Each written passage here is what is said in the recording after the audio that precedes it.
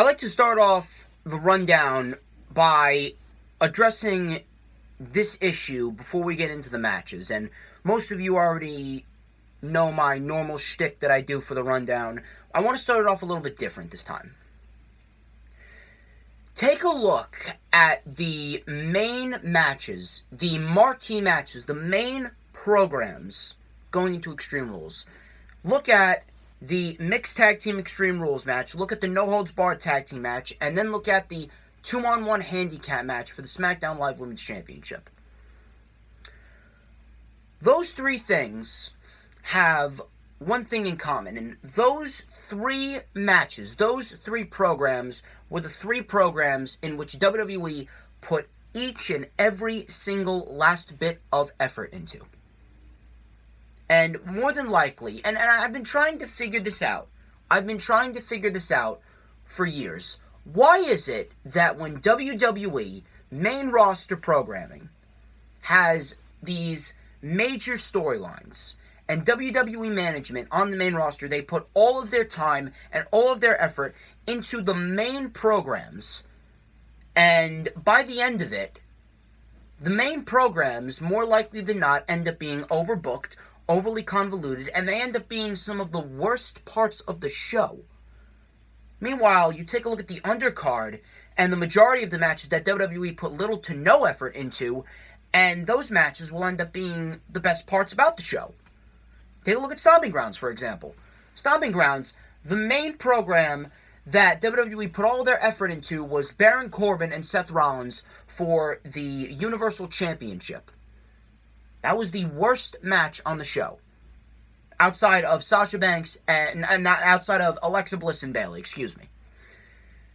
Take a look at Heavy Machinery and Rowan and Daniel Bryan, and then Ricochet and Samoa Joe.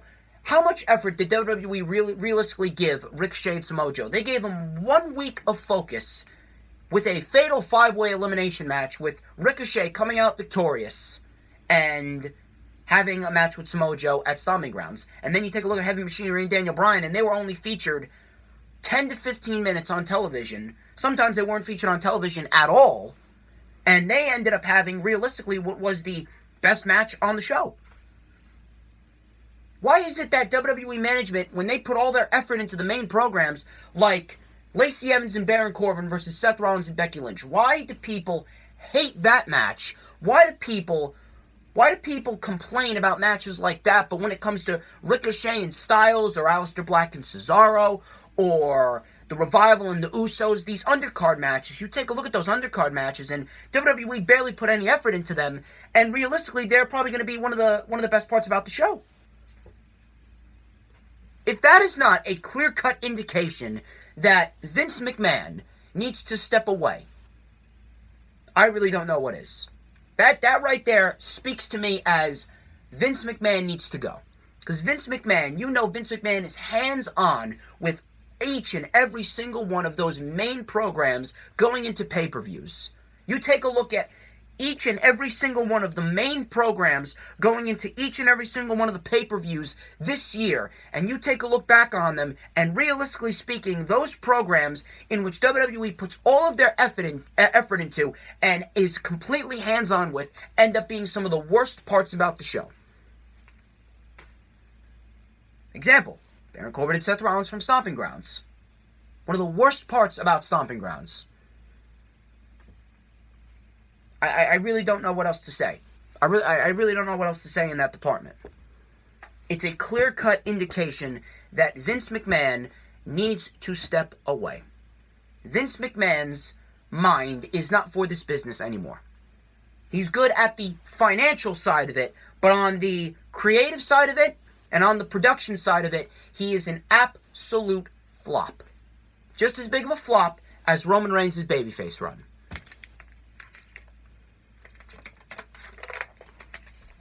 I just wanted to start off by talking about that because it's something that I picked up on. The main programs going into Extreme Rules, those three programs realistically could be the worst parts about the entire pay-per-view this Sunday. Meanwhile, Revival the Usos, Aleister Black and Cesaro, Drew Gulak and Tony Nese, Ricochet and AJ Styles, barely any effort, and barely any stamp from Vince McMahon, they're realistically going to have the best matches on the show. Meanwhile, the main event will probably be one of the worst. Ladies and gentlemen, you already know who I am. I'm the one and only DJ Storms. This is the official rundown for Extreme Rules 2019. Let's dive into the matches after I did that little analytical rant, so to speak, that little mini rant. First match. Actually, you know what? First of all, before I get into these scheduled matches, Chris, a.k.a. your boy Chris, shout out to him. I watched the reality podcast from the other day. If you have not subscribed to Chris, go follow him on social media, on Twitter, at Chris from Loring, and then subscribe to his YouTube channel. It's your boy Chris. He is one of the fastest rising YouTubers that we have in the community, in the modern era.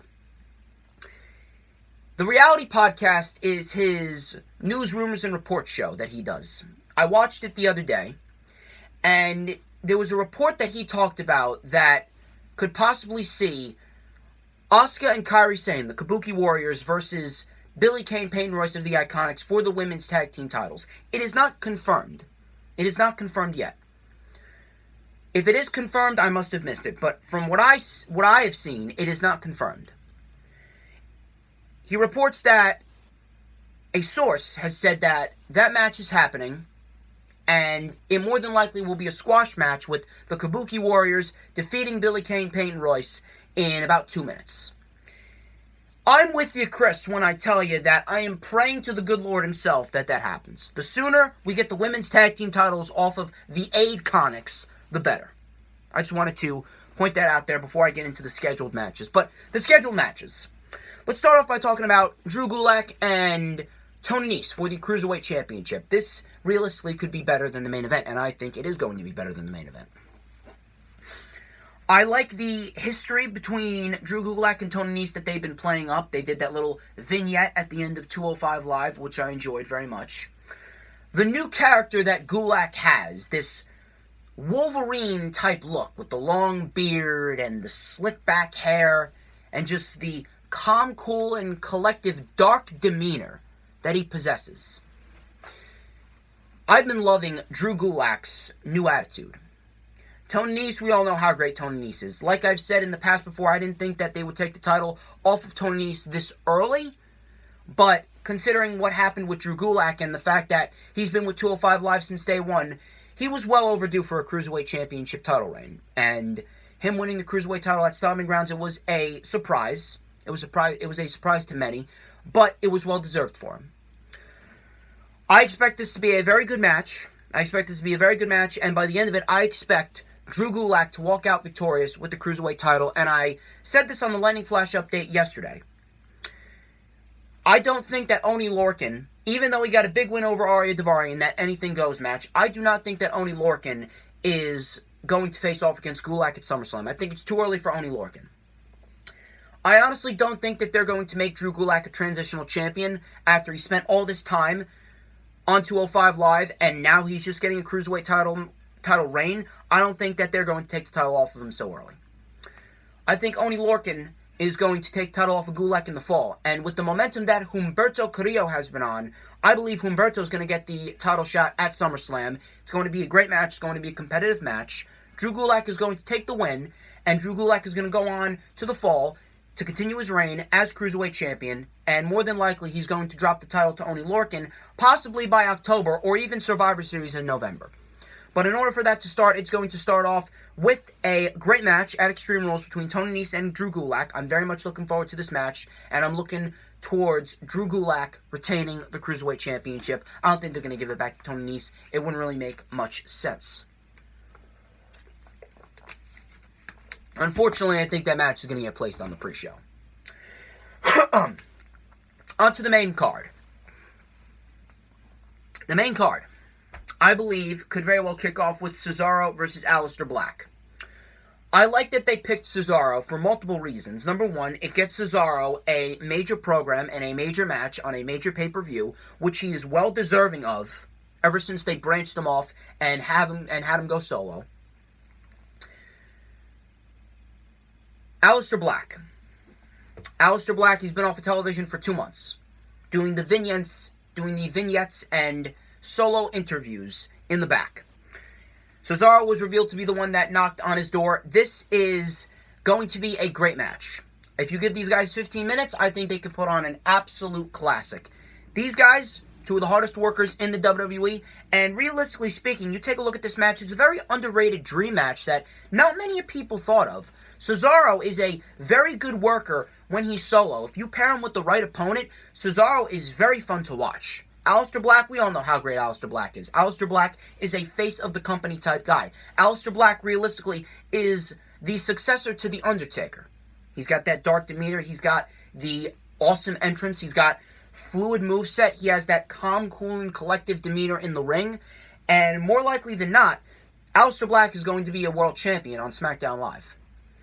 I expect this match to be an absolute classic, and by the end of it, I expect Cesaro to take a black mass, and Cesaro will fall to Aleister Black. Cesaro is going to get pinned 1, 2, 3 by Aleister Black, and I believe, considering that they want to load SummerSlam up, WWE is going to want to load SummerSlam up, considering that they have 2 takeovers to compete with, All Out, and then the G1 Climax. They want to load this card up from top to bottom. They do not want to have a bad match on that card. You do not want to be WWE, and you do not want to have the weakest event out of all the events going on in August. Tyson Arnold was calling this, and he said that Orton versus Aleister Black was the ideal match for SummerSlam to be a nice undercard match. I am starting to believe in him. Orton was actually one of the superstars that WWE were considering to have Aleister Black face off at Extreme Rules, but they decided on Cesaro, and I'm glad that they did. I think that Orton versus Black is a perfect undercard match for SummerSlam. And in order for WWE to go that route, we're going to have Aleister Black get the victory over Cesaro here at Extreme Rules. I don't know if Randy Orton's going to show up at Extreme Rules or if he's going to show up on SmackDown Live in the coming weeks to promote a possible match with Black. We're going to have to wait and see how that plays out. But I'm calling Aleister Black to get the victory over Cesaro. Let's talk about the SmackDown Live Tag Team Title Triple Threat match between Daniel Bryan, Rowan, Heavy Machinery, and Big E and Xavier of the New Day. This could very well be the match of the night. It has the potential to be. Bryan and Rowan. A lot of people are looking towards this match, and they're calling Bryan and Rowan to lose. I don't think that's going to happen, nor do I think it's the correct time for them to lose. They have a good opportunity here with the New Day in there and Heavy Machinery in there. Heavy Machinery, realistically, is the team to take the titles off of Daniel Bryan and Rowan. Heavy Machinery is the best possible team to win the SmackDown Live Tag Team titles. In order for that to happen, Heavy Machinery cannot be involved in the pinfall of this match. Bryan and Rowan need to retain, and they need to pin either Big E or Xavier Woods to win the Triple Threat Tag Team match and retain the SmackDown Live Tag Team titles. Then Heavy Machinery can plead their case, saying, hey, you never beat us at Extreme Rules. Heavy Machinery can plead their case, Heavy Machinery can gain another opportunity, and Heavy Machinery will go on to SummerSlam to face Daniel Bryan and Eric Rowan, and right then and there, Heavy Machinery will have their crowning moment at SummerSlam. Like I said, you want to load SummerSlam up.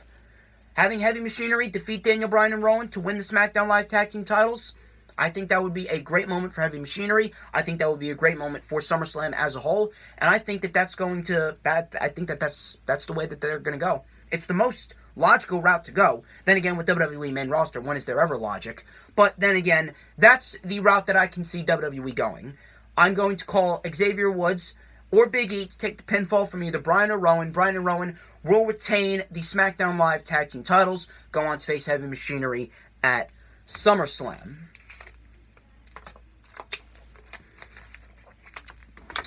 Let's talk about the Raw Tag Team title match between the Usos and the Revival. Is this going to be a great match? I have full confidence in the Usos and the Revival that they are going to put on a fantastic tag team match. I have full confidence in them. Now, we all know why the Revival are tag team champions. The Revival are tag team champions because, once again, WWE is trying to get them to sign a new contract, so that way, when their contracts do expire, whenever that is in 2020, they will not go to AEW. But we all know that that's not going to happen because the Revival have already turned down 2 deals, despite having now on their second Raw Tag Team title reign. The Revival have already turned down 2 contract deals. The Revival are as good as gone. The question here is, when is the Revival going to lose the Raw Tag Team titles? And I said this immediately after their Raw Tag Team title win a month ago on Monday Night Raw. When will the Revival lose the Raw Tag Team titles? Could be at Extreme Rules, could be at SummerSlam. If they hold the titles till SummerSlam, I would be shocked. If they hold the titles after SummerSlam, I would be even more shocked. I can guarantee you right now, as soon as the report came out that the Revival rejected their latest contract deals, you know for a fact that WWE wanted to get the titles off of them immediately, because that's the whole reason why they gave them the titles to begin with. They're trying to keep Dash and Dawson happy, so that way they will not go off and branch towards AEW and build their brand there, once their contracts expire, obviously. It really is a toss-up here, because considering that the Revival recently rejected their latest contract offers, the Usos winning the titles would not be a shocker at all. The Usos winning the Raw Tag Team titles, realistically, would not be a shocker at all. You take a look at Dash and Dawson, realistically, them holding the Raw Tag Team titles to SummerSlam would be the best option, and they could either drop it to the Viking Raiders or they could drop it to Gallows and Anderson. And the reason why I say Gallows and Anderson is because I stated on the Lightning Flash update, and I will continue to state until it happens or it doesn't happen, that unless this contract signing for Gallows and Anderson, because they recently signed 5-year deals, unless this leads to all 3 members of the club walking out of SummerSlam with championship gold, whether that's with AJ as United States or Universal Champion, and Gallows and Anderson as Tag Team Champions, the deal that they signed was a complete waste of time, and they look like the biggest fucking idiots in the entire wrestling industry. And considering that the club is back together, you know for a fact that they're going to utilize them to the best of their ability to try and generate interest, considering now that AJ is the top heel, Gallows and Anderson signed new deals, now they're with AJ Styles. If Gallows and Anderson and AJ Styles aren't going to walk out of SummerSlam with titles around their waist, then the deal was a complete waste. And this partnership with AJ Styles was a complete waste of time. I'm going to go with the bold prediction here. I'm going to go with the Revival retaining the Raw Tag Team titles. They're going to go on to SummerSlam, and they're either going to face off against the Viking Raiders, Gallows and Anderson, or we could get a triple threat match or a fatal 4-way match. Realistically, WWE could go any routes. WWE could go any route relating to the Revival, the Usos, the Viking Raiders, and Gallows and Anderson for the Raw Tag Team titles. I don't know where they're going to go. I don't know which path they're going to take for the Raw Tag Team title, match at Extreme Rules, at SummerSlam. But you know for a fact that they're going to have to plan something big. And planning a triple threat match or a fatal 4-way match for the Raw Tag Team titles, possibly with Gallows and Anderson going over, that would be the best opportunity. Best opportunity for WWE, and that would be the best possible match for the Raw Tag Team titles. I would not be shocked if the Usos walk out victorious here. But I'm going with a bold prediction. I'm going to go with the Revival to retain, and I'm going with the Revival facing off against either Viking Raiders, Gallows and Anderson, the Usos, or some of those teams at least, in a triple threat or a fatal 4-way match, and Gallows and Anderson are going to walk out victorious and become the new Raw Tag Team Champions at SummerSlam. Let's talk about Braun Strowman and Bobby Lashley in a last man standing match. This is one of the 4 matches. You take a look at all the 4 matches. Take a look at these 4 matches that WWE has stipulated at Extreme Rules. All 4 of these matches, without stipulations, you would not care. I would not care. The majority of people with a sense of intelligence and an ounce of common sense in them, they would not care. WWE doing the typical WWE thing, putting the stipulations on the matches that no one gives a shit about to try and generate interest. This is one of them. There was actually a report that WWE wants to bring back the old monster roots for Braun Strowman. They actually want to build Braun Strowman back up. Too little, too late, WWE. The damage has already been done. Truthfully, I don't see how WWE is going to dig Braun Strowman out of the hole that they put him in.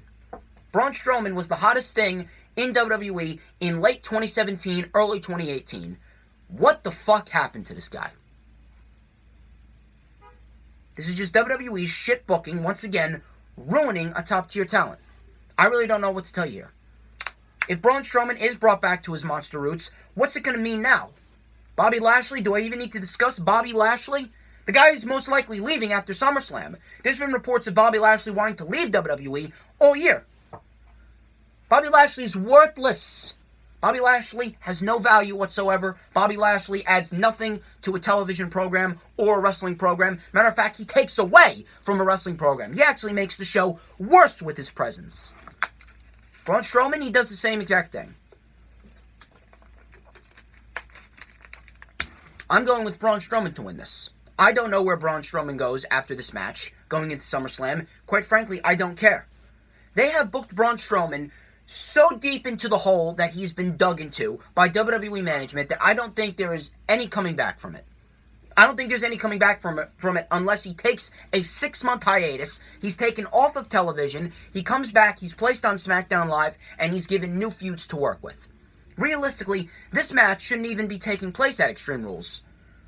Well, what does Bobby Lashley have to prove to Braun Strowman? What does Braun Strowman have to prove to Bobby Lashley? Bobby Lashley has lost in every single competition that he's been put in with Braun Strowman. He lost in a tug-of-war. He lost in an arm wrestling match. He lost at Super Showdown in a regular wrestling match. Literally, Braun Strowman pinned him to the mat, 1, 2, 3, at Super Showdown. Why is this match taking place? Now, don't get me wrong. Considering that it's a last man standing match, it could be a good match based on the inclusion of weapons. So I will give them a chance. I will give them a chance, and I will see how this match plays out. I'm going to call Braun Strowman to win this last man standing match. I don't know where Braun Strowman goes, nor do I care. His character is irrelevant. His character adds nothing to the show, and Braun Strowman is pretty much a dead character on WWE television. Same with Bobby Lashley. Next match, Bayley versus Alexa Bliss and Nikki Cross in a 2-on-1 handicap match for the SmackDown Live Women's Championship. Yet again, another stipulation for a dead storyline with a dead character in Alexa Bliss and a Nikki Cross character in which WWE has completely booked to be a fucking moron, probably the biggest fucking moron in the entire women's division. This storyline, I said this on the Lightning Flash update, this storyline has not only made Nikki Cross look like a fucking idiot, but it has absolutely killed any credibility that Bayley had with her SmackDown Live Women's Championship reign. Bayley's character and this SmackDown Live Women's Championship reign is just about as worthless as the lint in my back pocket. It means nothing. I genuinely don't know how you could fuck up this moment for Bayley. I don't know how you could fuck up this title reign for Bayley.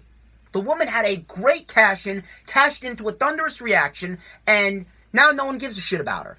All thanks to a dead, recycled garbage storyline with Alexa Bliss, with Nikki Cross as Alexa Bliss's sidekick. Alexa Bliss should be nowhere near a wrestling ring. Alexa Bliss is one of the most worthless wrestlers that I have ever seen in the WWE. She is pretty much the tiny blonde-haired version of Nia Jax. That's how uncoordinated and boring she is in the ring. Nia's a botch machine, is a snooze machine. That's the only difference between the two. Nia's a botch machine, Alexa's a snooze machine. All this woman did was forearms and rest holds during the matchup at Stomping Grounds. It was the second worst matchup on that show. Boring as fuck. Do you really think this match is going to be any more interesting? You realize that this is only leading to Bayley retaining the SmackDown Live Women's Championship and Nikki Cross and Alexa Bliss more than likely turning on one another and them going into an undercard storyline at SummerSlam. Hell, let's play a game here. Let's play a game here. How many bumps does Alexa take in this match? How many of you want to bet 0? How many of you want to bet 0? If I'm a betting man, I'm betting 0. Guarantee you right now, Nikki Cross is being placed in that match. Alexa Bliss does not have to take any bumps. If WWE is so worried about Alexa Bliss and her concussions, why do you have her in the ring to begin with? Why not put Alexa Bliss in the managerial role? Why didn't you just have someone like Liv Morgan or Nikki Cross? Hell, I would even take one of the Kabuki Warriors to face Bayley for the SmackDown Live Women's Championship, even though they haven't been on television in 2 months. Why are we getting Alexa Bliss and Bayley in a SmackDown Live Women's title program at 2 separate pay-per-views? And then there's a report that Sasha Banks is supposedly going to come back. She's either going to face Bayley for the SmackDown Live Women's Championship, or she's going to face Becky for the Raw Women's Championship. What good is that going to do for Sasha Banks? I said this on the Landing Flash update as well. You know for a fact that WWE is going to book Sasha Banks in a position in which she's pretty much punished for walking out. Because WWE, they just can't help themselves. WWE is the most petty company in the world. They're going to do whatever they can to get back at Sasha Banks for walking out. At this rate, I would not even be shocked if Alexa Bliss ends up winning the title. What happens if Nikki Cross wins? What happens if Nikki Cross gets the pinfall on Bayley? Does that mean Nikki Cross is the SmackDown Live Women's Champion? This is the thing that WWE didn't think about. Logic gap right there. More than likely, this match should be, and I hope it is, placed in a position where it's used as the cool-down match. This match is completely irrelevant. Bayley and her title reign is completely irrelevant. Give this woman a legitimate challenger at SummerSlam. Give this woman Ember Moon at SummerSlam. It's not that hard. Give the woman Ember Moon at SummerSlam and have Ember Moon defeat Bayley for the SmackDown Live Women's Championship. It is, I've been saying this since fucking Evolution. I've been saying this since Evolution. The fact that Ember Moon, she's been on the main roster for how long now? Almost a year and a half. She's been on the main roster for almost a year and a half, and the fact that she has not gotten not one fucking opportunity at a women's title is absolutely fucking criminal. It's absolutely fucking criminal. I'm going with Bayley to retain. Give this woman Ember Moon at SummerSlam. Give us a legitimate women's program and a legitimate women's match that we can be proud of. Please. Moving on. Ricochet and AJ Styles for the United States title.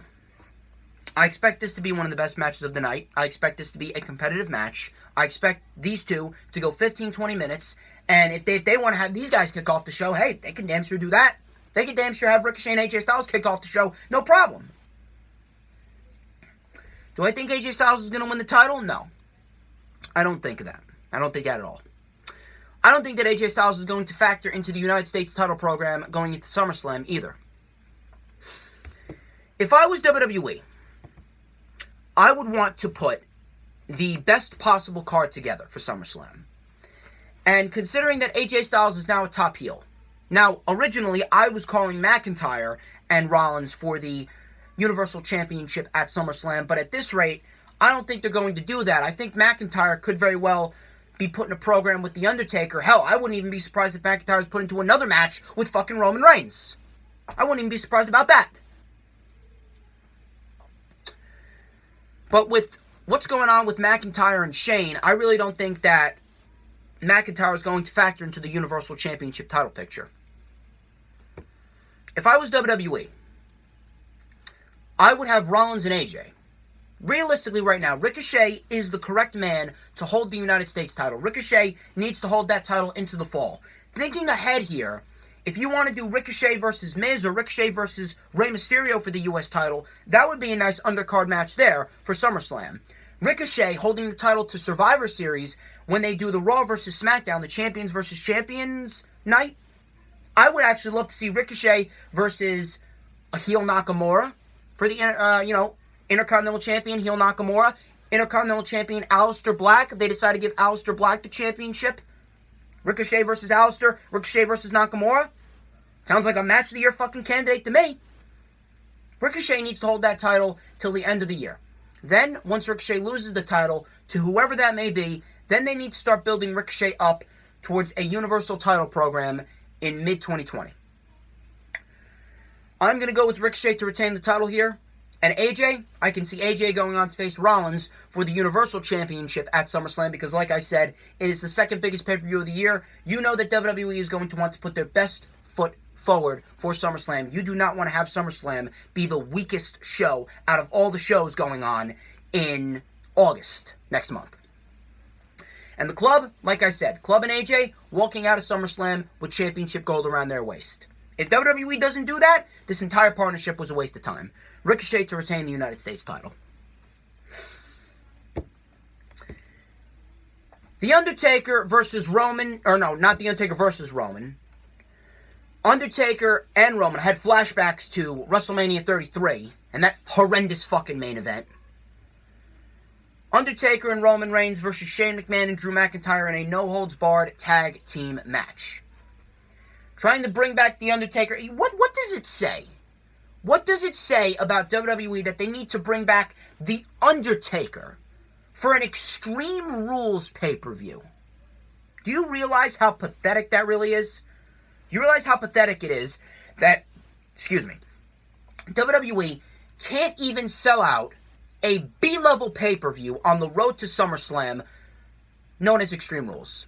Extreme Rules is a pay-per-view that realistically should sell itself based on the extreme types of stipulation in Philadelphia, nonetheless. They got to bring back The Undertaker to try and generate interest for a storyline with Roman Reigns and Shane McMahon that's been dead as soon as it started. Who cares? Okay, do you realistically want me to say anything about this match? More than likely, Shane McMahon is going to a program with Kevin Owens, which more than likely will write Shane McMahon off of television. I can only hope. I can only hope to the good Lord. Undertaker and Roman Reigns win. Who gives a shit? Seriously, who gives a shit? Moving on. WWE Championship match between Kofi Kingston and Samoa Joe. Now, this is probably the last match that is going to be worth watching. This is one of the matches, this is probably the only main program going into Extreme Rules that actually has the potential to be good. Why? Kofi Kingston can work, Samoa Joe can work. You put them together, more than likely you're going to get a very good match. And that's what I expect from these two. I expect Kofi Kingston and Samoa Joe to give us a very good match for the WWE Championship. I'm actually going to address this. I don't think that Brock Lesnar is going to cash in. I think Paul Heyman is bullshitting us. You know for a fact that they're saving Brock Lesnar for SummerSlam. You know for a fact that they're saving Brock Lesnar to have some type of big moment, whether that be cashing in on Kofi or Rollins at SummerSlam. They're not going to leave Lesnar off of SummerSlam. As far as Extreme Rules goes, I can't see Samoa Joe winning this. Even though I want to say that Samoa Joe has the potential to win this. But at the end of the day, WWE just sees Samoa Joe as an enhancement talent. As a 300-pound enhancement talent. I mean, it's pathetic. It's absolutely pathetic. I don't want to say that because I'm a huge fan of Samoa Joe. And Samoa Joe, even when he was United States Champion, they saw him as an enhancement talent. Having him lose every single televised match on television as United States Champion. The only time he looked legit was at Fastlane and at WrestleMania. That was it. Kofi Kingston. Kofi Kingston's WWE Championship reign hit rock bottom after Money in the Bank. That feud with Dolph Ziggler, that interim feud with Dolph Ziggler was absolutely fucking terrible. Both matches at Super Showdown and at Stomping Grounds were absolutely terrible. I expect a good match here against Joe. Do you realistically expect Samoa Joe to walk out victorious? I don't.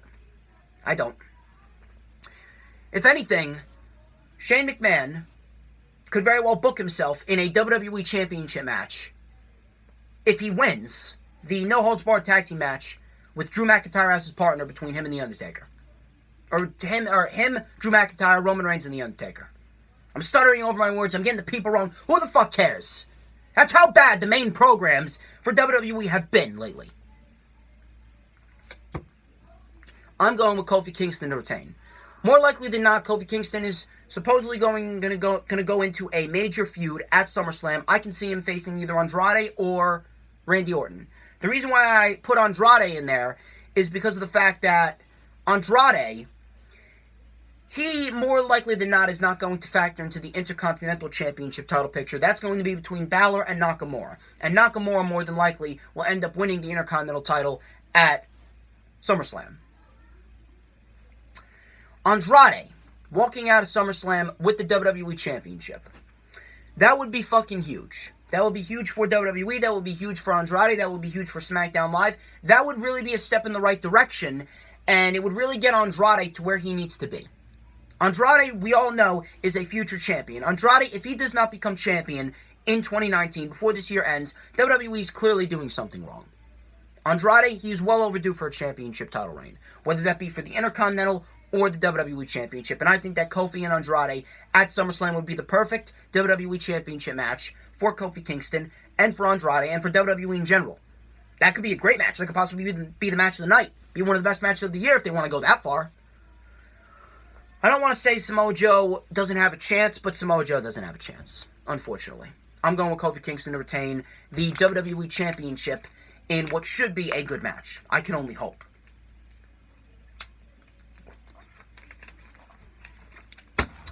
Main event, Lacey Evans and Baron Corbin versus Becky Lynch and Seth Rollins. It's a Extreme Rules winner-take-all match for both the Raw Women's Championship and the Universal Championship. I will ask this question again. Why is Baron Corbin getting a Universal Championship match again after he previously lost the last 2 Universal title matches that he got at 2 separate pay-per-views? Why is Lacey Evans getting a 3rd Raw Women's title opportunity after she tapped out clean within seconds twice to Becky Lynch at Money in the Bank and at Stomping Grounds? Why are we getting another match with Baron Corbin and Lacey Evans in the Raw Women's and Universal title pictures? The storyline with Baron Corbin and Seth Rollins and the storyline with Lacey Evans and Becky Lynch has absolutely killed any mystique that Becky had before WrestleMania, and absolutely killed any mystique Seth Rollins had coming out of WrestleMania, and they have made their Raw Women's title reign and the Universal title reign completely meaningless. Outside of that one match with AJ Styles, at Money in the Bank, Seth Rollins' Universal Championship reign has been fucking boring. Becky Lynch hasn't had one good match on pay-per-view coming out of WrestleMania. Not one. It's absolutely fucking ridiculous how many times that we have to go down this route with WWE. And listen, Baron Corbin, I've said this before, Baron Corbin is not bad at what he does. Baron Corbin is not a bad wrestler. He's a very good wrestler, but this TGI Fridays character that they got him playing and this overbooked and over-convoluted heel character, which really doesn't make any sense to me. Why is he still wearing the TGI Fridays waiter suit after he's been fired from his position as Raw General Manager for the last 7 months? The Constable gimmick that they put him in at the beginning of the summer last year has absolutely killed his character. Killed his character. It sucks. It really does suck because I want better for Corbin and I want Corbin to succeed. But the character that they have Corbin portraying right now and the fact that he's not ready for a Universal title program, it's just ruining the overall world title program as a whole and the world title picture as a whole. It's ruined Seth Rollins, it's ruined his Universal title reign, and more, it's ruining Baron Corbin. Lacey Evans, you already know my beef with Lacey Evans. Lacey Evans, absolutely fucking sloppy and uncoordinated in the ring. She's clearly afraid, and she's clearly not ready for any women's title programs down the line. I don't want to see her in another women's title match until 2021. I do not want to see her in another women's title match for the next 2 years. She is absolutely fucking worthless. Lacey Evans is worthless. Becky Lynch, I pray to God that they give Becky someone who she can actually work with. I pray to God that she will defend the Raw Women's title against someone not named Lacey Evans at SummerSlam. Seth Rollins, I can only hope that they give him someone who can actually give him some buzz, someone that can actually give him a good program, and someone that can actually give him a great match. Other than that one match with Styles, his Universal title reign has been terrible. I'm going with Seth Rollins and Becky Lynch to retain their titles in this Extreme Rules mixed tag team match. I don't even think that with this Extreme Rules stipulation they'd be able to put on a good match. I genuinely don't think so. I think that the people are just so tired of Baron Corbin and Lacey Evans that no one's going to care if this match is Extreme Rules. It's terrible. But anyway, ladies and gentlemen, I think I've done enough ranting and I've done enough rambling. That is the rundown for Extreme Rules 2019. I would like to thank each and every single one of you who tuned into this video. Do not forget to follow me on Instagram at @TheDJStorms. Follow me on Twitter at Man of Infamy. If you missed the rundown for Fight for the Fallen, Fight for the Fallen is later tonight with the buy-in pre-show starting at 7:30 p.m. Eastern Time. The link is in the description. Also, the Lightning Flash update is also in the description as well. I did a huge fucking rant on the Bella Twins and Nikki Bella claiming that she wants more appreciation, and the report that the Bella Twins were supposed to face the Iconics for the women's tag team titles after WrestleMania 35. I also talked about my own personal speculation on Sting and The Undertaker possibly having a match at the next Saudi Arabian show in November. Go check those out. Tomorrow I will have the rewind for Fight for the Fallen up before I head to Philadelphia. I will be in Philadelphia for Extreme Rules. I have a couple of fan interviews set. I will be recording a vlog video for Extreme Rules. That vlog video will go up on Wednesday. If you see me, I will be wearing this exact DJ Storm shirt. I'll give you a free wristband. You can come on over, say hi to me. We can talk. You can collaborate. You can be on a fan interview. You can take a picture. We can talk about Extreme Rules. Don't worry, I don't bite. On Monday, I will have the rewind for Extreme Rules pay-per-view. On Tuesday, it is my 2-year anniversary. 2 years of DJ Storms. Ladies and gentlemen, I will be having two guests on the 16th annual special edition Storm Stream. Those two guests are Tyson Arnold and Bree. There will be no topics. We are going to talk about anything and everything that you guys want to talk about. You guys will ask us questions. You can ask me questions. You can ask Arnold and Bree any questions that you want to ask us. Also, on Wednesday, like I said, the vlog video for Extreme Rules. Next Friday is the third Thunderscope live stream where my personal drummer, JV Thunder, will be playing Strutter by Kiss. And then a week later, on Friday, July 26th, it is going to be a fourth Thunderscope live stream in which he will play Black Diamond by Kiss. So we got two back-to-back Thunderscope live streams. You are not going to want to miss it. And then, final announcement, at the end of August, on August 31st, 2019, at Pub 46 in Clifton, New Jersey, starting at 7 p.m. Eastern Time, it is the Wrestling Express meetup for AEW's All Out. I'm going to be there. Tommy McGrone's going to be there. Glenn Davidson's going to be there. All the members of Wrestling Express are going to be there. Come say hi to me. Say hi to Tommy. Say hi to Glenn. You can say hi to any of the members from Wrestling Express. Come take a picture with me. Come collaborate with me. Talk to me about wrestling. Talk to Tommy. Talk to Glenn. You will see me cut a promo as well on the Facebook live stream that Tommy McGrogan does, like I always do, because I'm an absolute fucking beast at what I do. Here's what I want you guys to do. I want you to hit that like button. Let's try and get this video to over 10 likes. If you're not going to give me a like, well, Merry fucking Christmas 6 months early. Here's what I want you guys to do. I want you guys to comment down below. What are your predictions for Extreme Rules and which match you think is going to steal the show? I want you guys to subscribe. Hit that subscribe button. We are so close to 1,300 subscribers. We're going to see if we can get to 1,300 subscribers by the end of the month. I also want you guys to hit that notifications bell with a huge coup de grace. That way you will know whenever I pop up on YouTube. Because whenever I pop up on YouTube, it is the best time to be on YouTube. I'm also planning a collaboration session with Earl Cole. He'll probably come on the Lightning Flash update in the next couple of weeks leading up to SummerSlam. I will talk to him about that. And we are going to arrange something that is going to be historical as always. But ladies and gentlemen, I'm DJ Storms. And this has been The Rundown, and I will catch you guys tomorrow for the rewind for Fight for the Fallen.